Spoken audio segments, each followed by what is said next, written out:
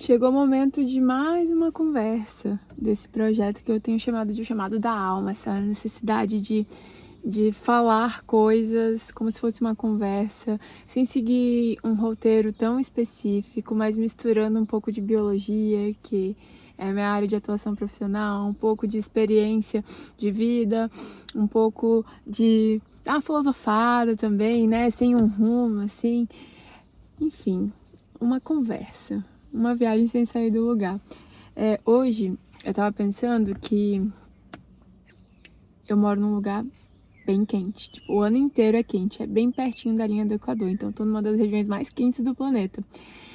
E aqui tem duas estações, apesar de ser sempre quente. Tem a época de chuva e tem a época de seca, tá? E quando tá na época de chuva, no período chuvoso, eu quase não saio para caminhar, para me movimentar ao ar livre, né? Porque tá chovendo, chove muito. Então eu fico mais reclusa, mais quietinha, enfim.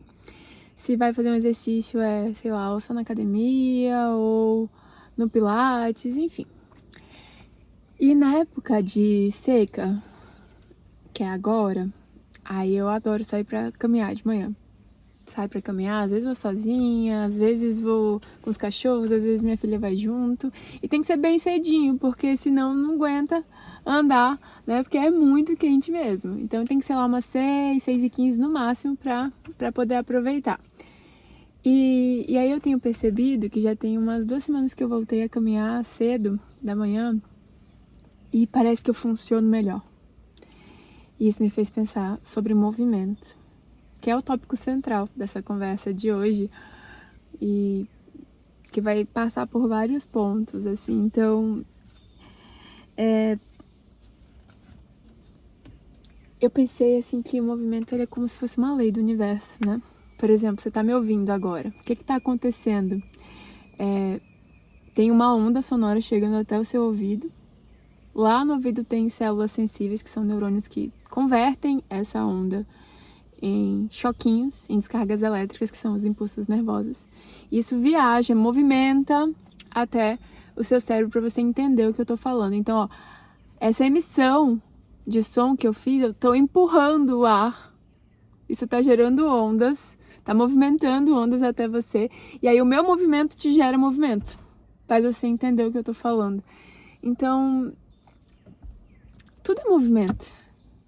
Ó, agora seu coração tá batendo aí dentro. Seu coração é uma bomba, tá impulsionando fluidos, movimentando fluidos. Esses fluidos estão nutrindo suas células, estão recolhendo resíduos, estão levando moléculas reguladoras, estão te defendendo de coisas que são estranhas a você, que é o seu sistema imunológico. Fora da gente, a luz está viajando agora, né? Velocidade da luz, velocidade que um negócio é absurdamente rápido, né? O universo está se expandindo, tá em movimento. Então, se a gente pega diferentes escalas, ó, o universo em expansão, a luz se movimentando, isso chega na gente, isso movimenta as nossas células, faz elas se comunicarem. Se a gente der um zoom ainda for além de células, a gente for para moléculas, nosso metabolismo é um constante movimento, uma mudança entre moléculas, impulsionado por uma fonte de energia. Então, assim, ó, tudo é movimento. Parece ser uma lei universal. Movimentar é essencial e nem é só porque tá vivo. É que quem tá vivo é como se fosse um intermediário desse movimento. A gente recebe o movimento do meio, se movimenta e emite movimento. Não é mais ou menos isso? Então, deixa eu pensar em coisas que eu escrevi aqui, mesmo que não tenha um roteiro tão definido, né? Lembrei uma coisa que eu queria falar. E quando a gente fala sobre movimento, tem uma informação que me chocou muito. Faz um mês, mais ou menos, que eu ouvi essa informação e depois eu fui pesquisar a fonte, fui entender mais. Mas olha só, essas nossas células que comandam o nosso corpo, que são especialistas em se comunicar de forma muito rápida, de movimentar informações, né, de forma muito intensa, rápida, que são os neurônios, nós temos 86 bilhões dessas células, que são os neurônios. 86 bilhões com B. Tá? E você pode falar, 86 bilhões. Na biologia é comum esse negócio de milhares, milhões, bilhões, trilhões. Então, para quem é da área, a gente acaba não conseguindo dimensionar o tamanho disso, a importância disso, a vastidão disso. E aí, ó, Só pra você ter uma ideia, eu acabei de viver o meu primeiro bilhão de segundos. Eu tenho 32 anos agora. E se a gente for contar de 1 a 1 bilhão, levando 1 segundo para falar cada número, a gente demora quase 32 anos. Então, bilhão é muito. Bilhão é uma coisa absurda e tem 86 bilhões de neurônios dentro de você. Isso é incrível, tá? Mas olha só, o mais incrível não é ter essa quantidade de células, porque realmente a gente é complexo, a gente precisa ser coordenado. Mas o mais incrível é que 80% dessas células, ou seja, quase 70 bilhões dessas células, desses neurônios que comandam, que regulam processos, estão numa região do nosso sistema nervoso central que é como se fosse um pequeno cérebro, a gente chama de cerebelo, tá? O cerebelo, ele não é parte do cérebro, ele é parte de algo maior, que é o encéfalo, ele fica como se fosse mais aqui embaixo. Inclusive, quem já assistiu Meninas Superpoderosas, tem a ajudante do prefeito, a senhorita Sarabello. A senhorita Sarabello tem a anatomia do cerebelo, por isso que o nome dela é isso, né?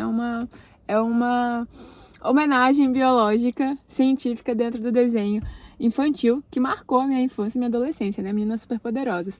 Enfim, o cerebelo.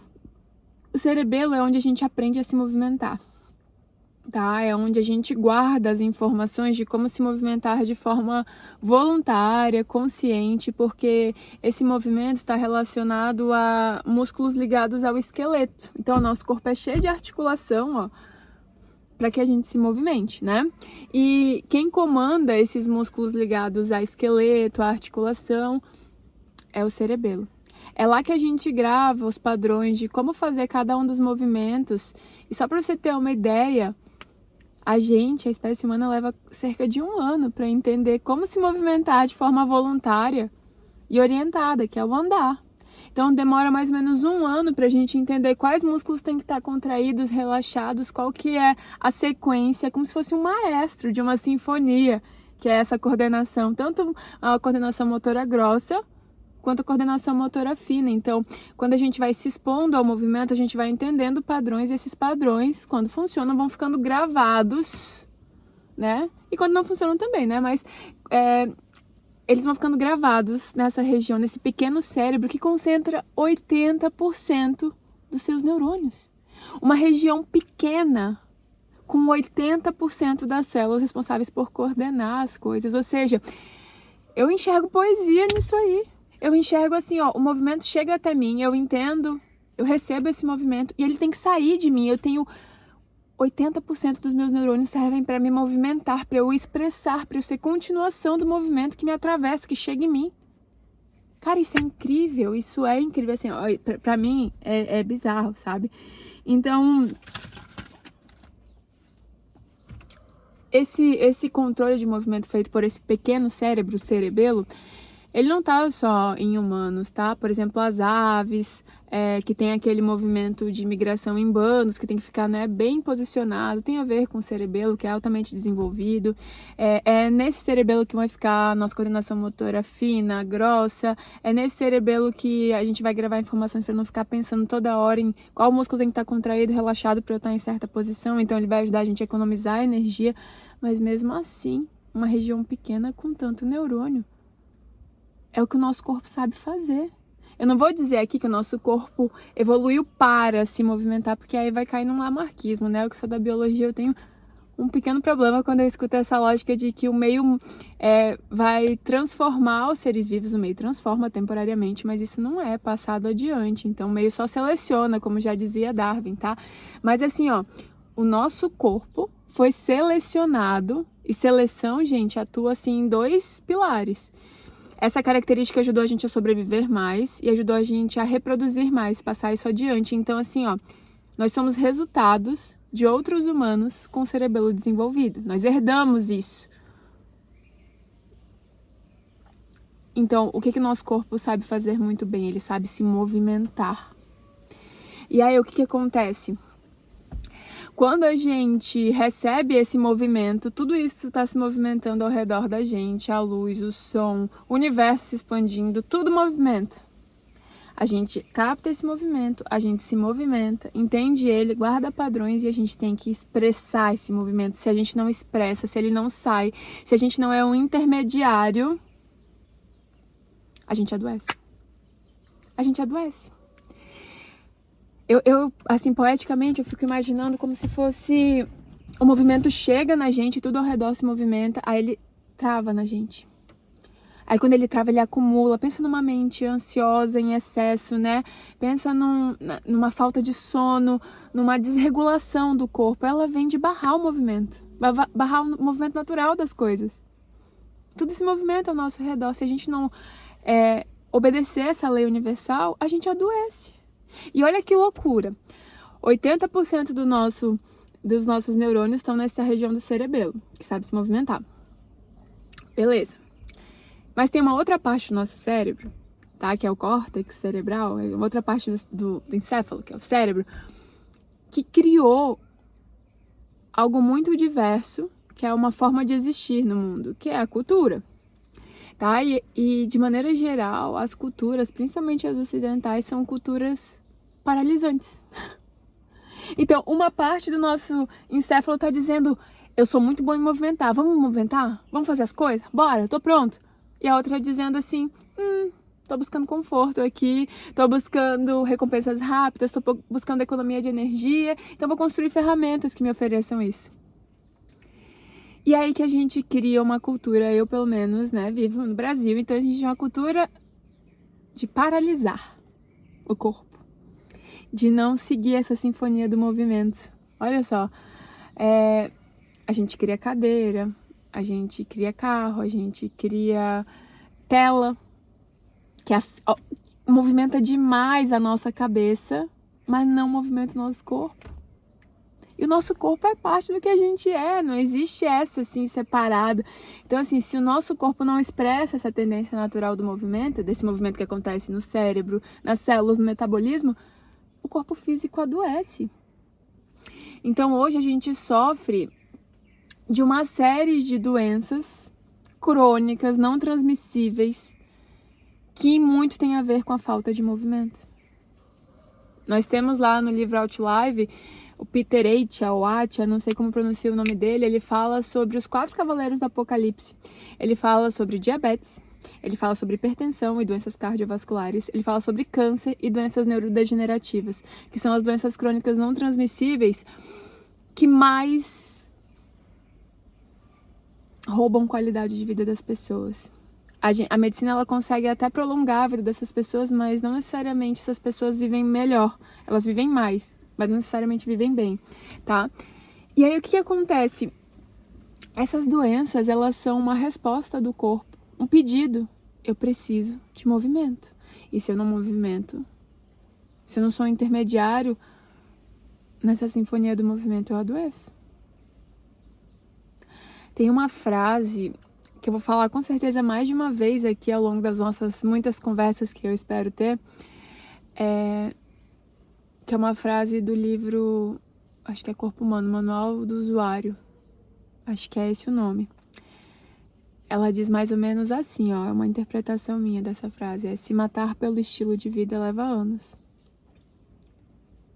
Essa frase, a primeira vez que eu li, ela ficou em mim, assim, ó, ela ficou entalada aqui, sabe? Quando parece que tem uma coisa engasgada, assim, quando parece estar carregando um peso. Eu pensei sobre aquilo.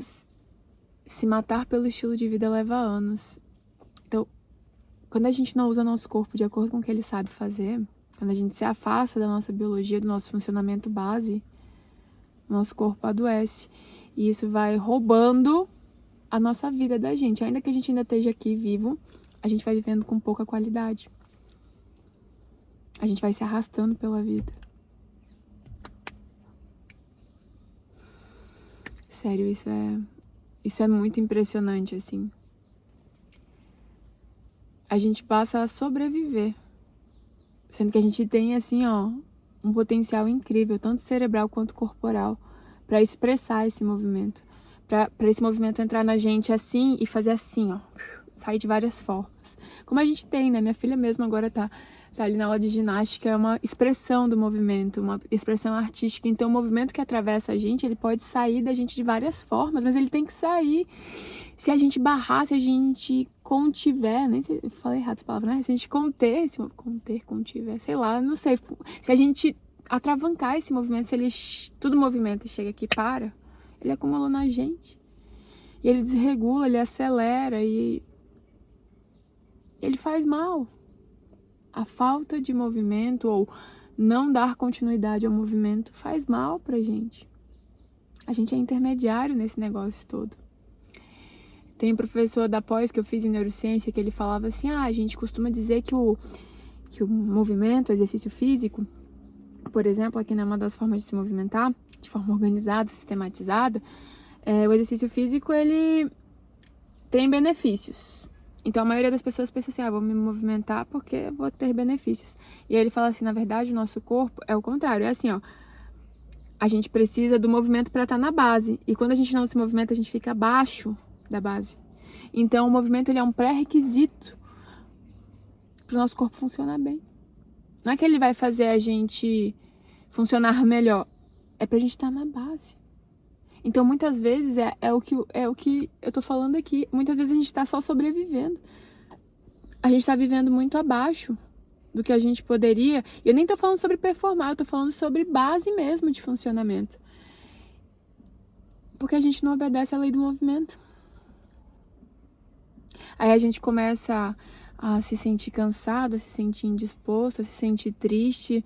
A gente começa a pensar que tem algo mais sério acontecendo com a gente vai no médico e não tem uma coisa específica, não tem um exame que fale, nossa, olha isso aqui, você tá com um problema nessa região do corpo, mas é que você tá só sobrevivendo, você tá só ali, arrastando pela vida. Isso me pegou demais, galera, Bora ver se eu anotei mais alguma coisa aqui, Eu botei essa parte do paradoxo. Boa parte de nós é dedicada a movimento, a guardar como se movimentar.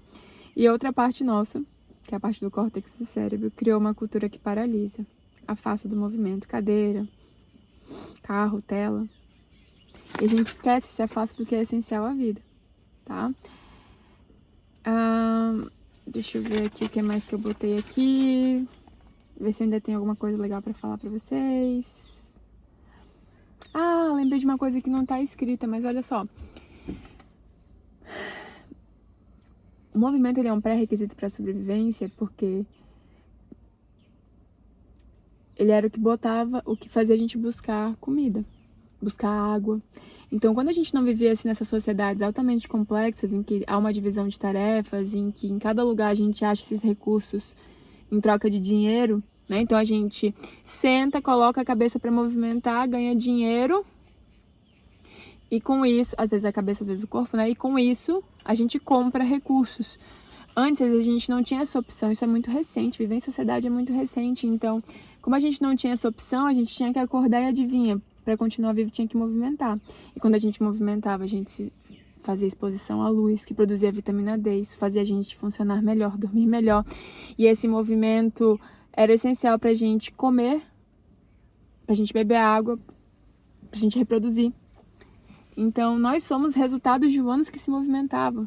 E movimento é positivo, o movimento manteve a nossa espécie aqui, ao longo de mais de 100 mil anos. E aí agora a gente criou uma cultura que barra esse movimento. Não, eu tô aqui, muita gente tá doente. Né? Isso é incrível, né, gente? Assim, quando a gente pensa tem essas reflexões assim, tipo, quando a gente deixa de obedecer o que o nosso corpo sabe fazer, quando a gente deixa de obedecer a uma lei universal que é o movimento, quando a vida paralisa, o corpo adoece. Tá? Deixa eu ver o que mais que eu tenho pra falar aqui, se eu acho mais alguma coisa bacana.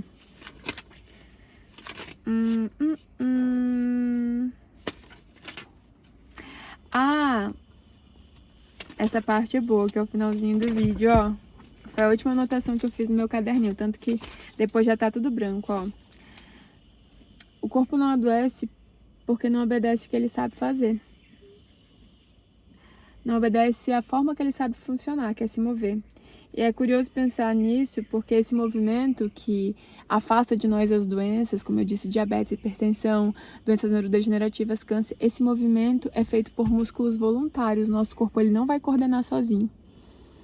Porque esse movimento também é uma forma da gente se ajustar ao meio em que a gente está. Então ele precisa ser voluntário, porque primeiro o cérebro vai entender o que está acontecendo para depois responder com o movimento.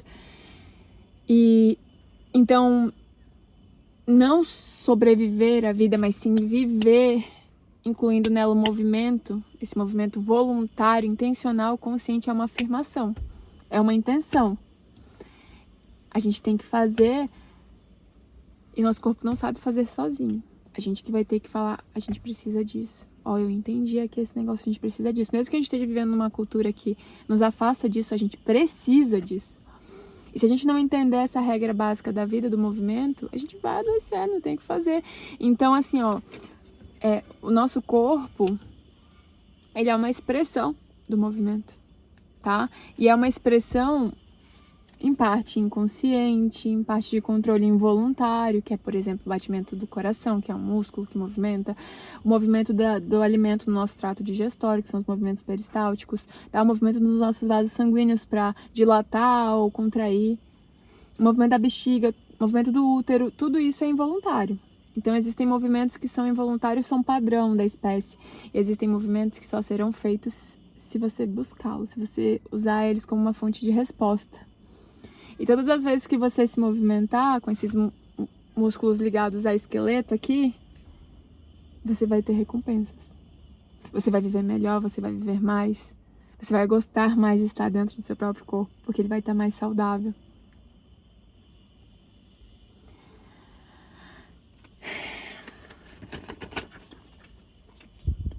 Então, ó, o movimento voluntário, ele é como uma afirmação. Eu uso meu corpo de acordo com o que ele sabe fazer. E aí tudo funciona bem, as doenças se afastam, tá?